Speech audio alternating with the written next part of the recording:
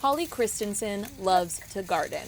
I do. I love it. Watching something grow from a tiny seed There's something so regenerative. into something beautiful. It raises me. Kind of like watching her family grow. We have a large family. 3 older kids out of the house and 2 younger. Our 2 youngest ones are 10 and 8.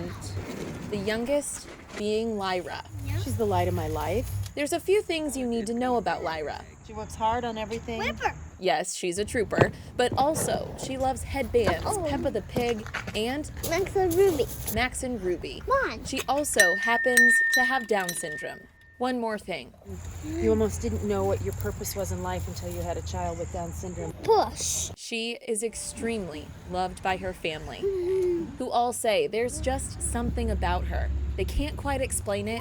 She's just Come here. special. That's a house. So when Akron Public Schools shut down in-person learning, they were shocked there would be 0 one-on-one help for their daughter Lyra. School is important to her for all the same reasons it is for a neurotypical child, but also she receives a lot of supplementary services at school. After scrambling in the spring with the sudden closure of schools, Max and Holly knew full virtual was not a possibility for their daughter. For Lyra, none of it worked. And it was tough to see the regression after Lyra made so much progress in her second year at school. It's heartbreaking because they work so hard. They knew this summer the district was talking about different options for the fall semester. One of those options, kids with special needs and the youngest kids, all the most vulnerable, would be in school at least part-time.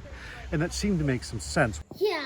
frustration set in when these parents, along with the rest of the district, learned all students would be full virtual at least for the first 9 weeks. And that wouldn't work for Lyra. So they came up with their own plan. Oh, you would like help? They hired a teacher. Yeah. The kids call me Mr. M. So we got the educational component done. Then we thought, what do we do for the physical space? We got the R. And I thought, well, we need to be outdoors, but we need to be sheltered, so we bought a tent. Lyra isn't alone.